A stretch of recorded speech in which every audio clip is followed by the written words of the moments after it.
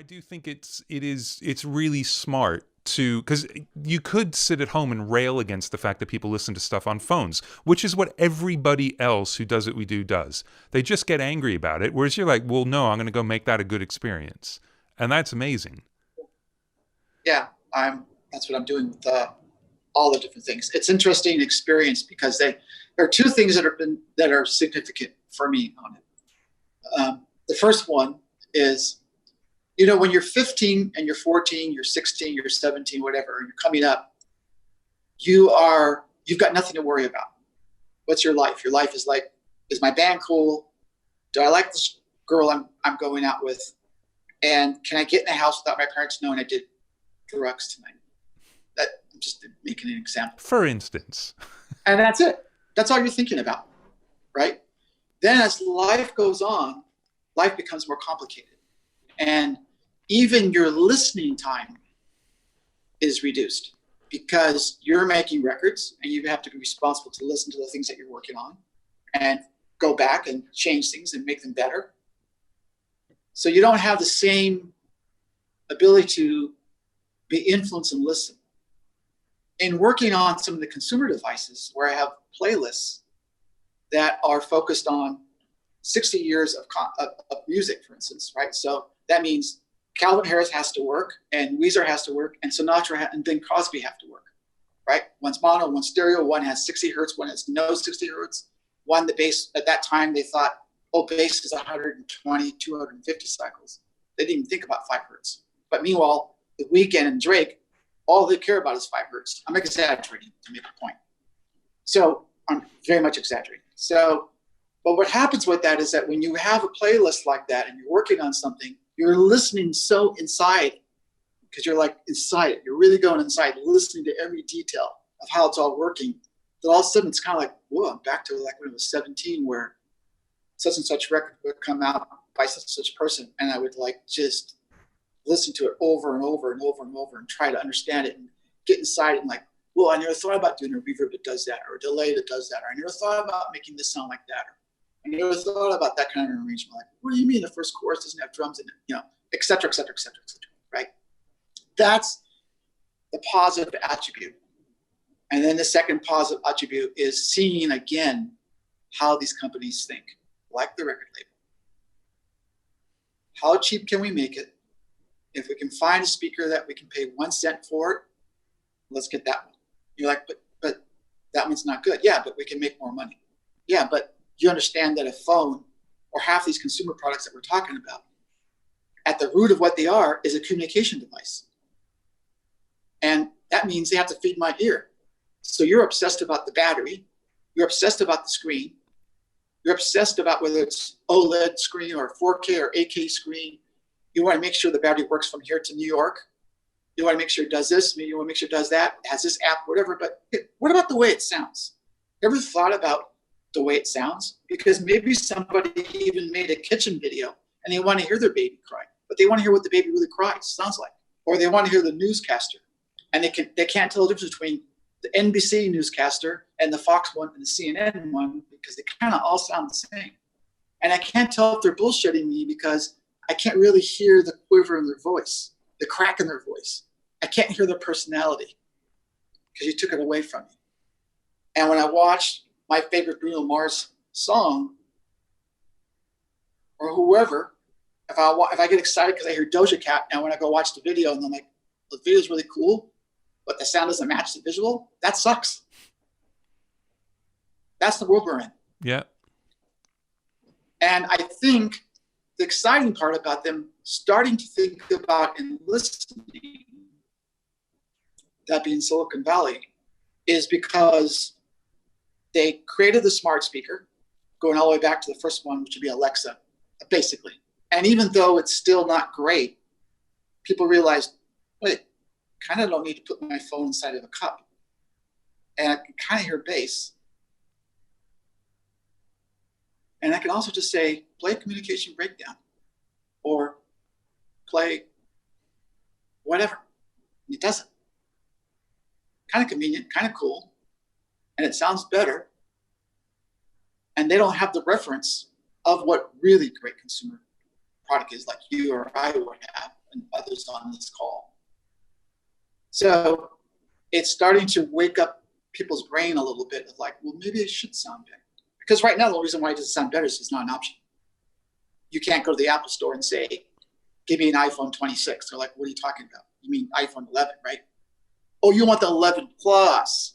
And you thought the plus sign meant that it was a 26. No, I want an Apple 26. No, we don't have that. Kind of sucks.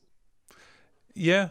Well, and certainly, I mean, obviously with the smart speakers, it's different, but certainly in laptops and phones, I mean, audio is the stepchild. It's whatever room is left. It's like, look, we're going to put a stereo looking grill. We only have room for one speaker.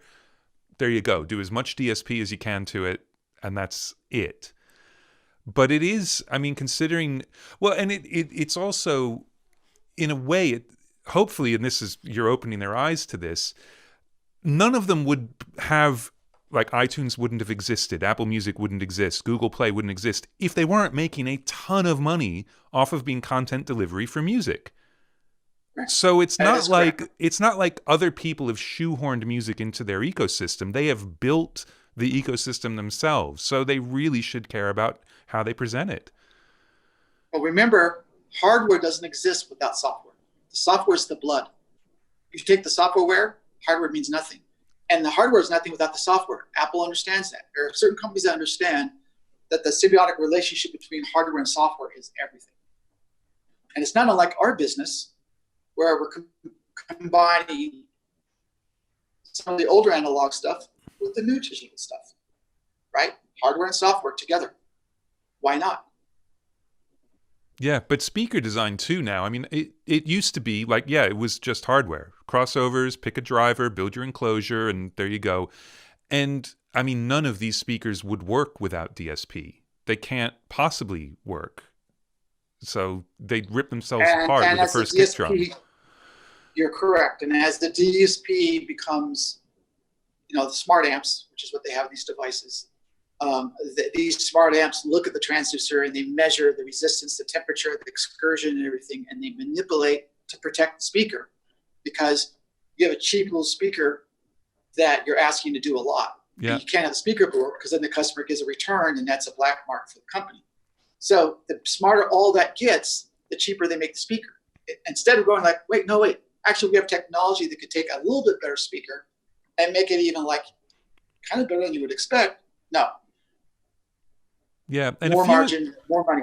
A few of the companies, I think the ones who were just doing speakers, looked at it that way. I mean, I have no idea where they're at now, but years ago I dealt with a bunch of the guys at Sonos, and that really was what they were doing. Like, their idea behind speaker design was the DSP allows us to get low end because we can measure the excursion, so we can push out a huge amount of bass until just before the speaker would rip, and then we can put the brakes on. So soft limit, right, but in a physical way. But they were very much about the sound quality because it's all they were building. And it would be amazing if that became the case across the board for the people who build the stuff we actually listen to music on. That'd be incredible.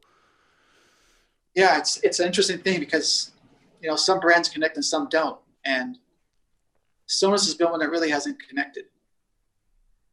And I know they really try. But I don't know, it's interesting. Some people just, for whatever reason, gravitate to certain things, right? Yeah. Not like TikTok is a new idea. Not really. But it's on the rage. Yeah. It's becoming a record company. It's on its way to becoming literally becoming a record company for real, an actual record company. Amazing. So I'm already working on stuff that is a TikTok artist. It's not a Geffen artist, an Interscope, Capital, whatever artist. It's a TikTok artist. Right. And again, so, I think for years we, as producers and engineers, you sit at home and you rail against the fact that nobody has a good stereo anymore, but you also like, oh, who cares how many likes you've gotten YouTube views and now TikTok followers? That's not real artist. We know what that is. And it's like, wow, no, that is actually real. It's not made up because Correct. It's what's happening. Correct.